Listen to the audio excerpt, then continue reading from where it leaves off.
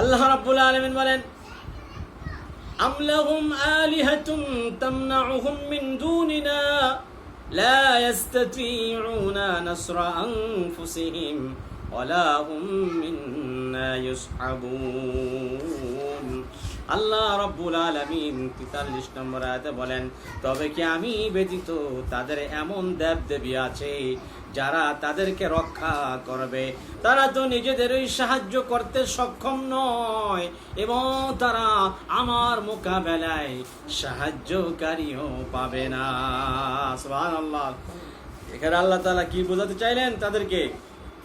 তবে কি আমি ব্যতীত, আমি আল্লাহ ব্যতীত, আমি রব, আমি আল্লাহ ব্যতীত তাদের এমন কোনো আর কোনো দেবদেবী আছে, তাদের আর কোনো উপাস্য আছে? আমরা বলি না, আমাদের আল্লাহ তাআলা কোনো মাবুদ নাই। আছে? আল্লাহ তাআলা নবীদেরকে যে জানাচ্ছে, বুঝাই দিচ্ছে, নবী আপনি তাদেরকে বলেন, তবে কি আমি আল্লাহ ব্যতীত তাদের এমন কোন আর দেবদেবী আছে, এমন কোন উপাস্য আছে, এমন কোন স্রষ্টা আছে যারা তাদেরকে রক্ষা করবে? বলেন তো, আসমানে জমিনে আল্লাহ ছাড়া আর কেহ আছে? আমাদের রব হলো আল্লাহ। আসমানের মালিক আল্লাহ, জমিনের মালিক আল্লাহ, হায়াতের মালিক আল্লাহ, মওতের মালিক আল্লাহ, কুল কায়নাতের মালিক আল্লাহ রাব্বুল আলামিন। আল্লাহ তাআলা তার হাবিবকে দিয়ে কাফেরদেরকে সতর্ক করতেছে, নবী আপনি বলে দেন, তবে কি আমি আল্লাহ ব্যতীত এমন আর কোন রব আছে, উপাস্য আছে, দেবদেবী আছে যারা তাদেরকে রক্ষা করবে? তারা তো নিজেদেরই সাহায্য করতে সক্ষম নয়। তারা যে যদি বিপদে পড়ে যায়, তারা নিজেরা তো বাঁচতে পারবে না, আর তাদের এমন কোন স্রষ্টা নাই যে তাদেরকে বাঁচাবে আমি আল্লাহ ছাড়া। সুবহানাল্লাহ। এবং তারা আমার মোকাবেলায় সাহায্যকারীও পাবে না। আমি আল্লাহ রাব্বুল আলামিনের সাথে তারা এখন ঠাট্টা বিদ্রুপ করে, আমি আল্লাহ তাআলাকে অস্বীকার করে, আমার বন্ধুদেরকে, আমার হাবিবদেরকে তারা ঠাট্টা বিদ্রুপ করে, হাসি তামাশা করে। অথচ তাদের প্রতি যখন আযাব নাজিল হয়ে যাবে, তাদের আর কোনো এমন প্রভু নাই, রব নাই তাদেরকে বাঁচাবে, আর আমার সাথে মোকাবেলার মতো কোনো শক্তি দ্বিতীয় আর কেউই নাই।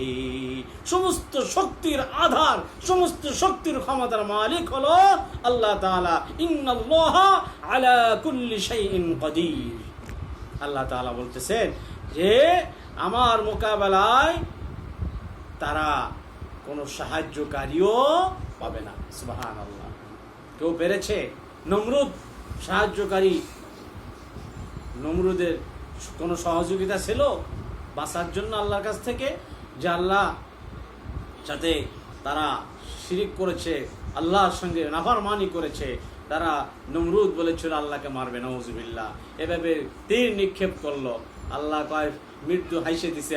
আল্লাহ কুদরতি ভাবে বলতেছে, মৃত্যু হেসে দিয়া বলতেছে, এই ফেরেশতা ধরো, মাছের রক্ত লাগাই দাও, মাছের রক্ত লাগাও, বা মশার রক্ত লাগিয়ে দাও বেশি কইরা, আর তীরটা তার দিকে ফিরিয়ে দাও, সে যেন বুঝতে পারে, সে যেন মনে করে যে আল্লাহ মারা গেছে। নাউজুবিল্লাহ বলেন।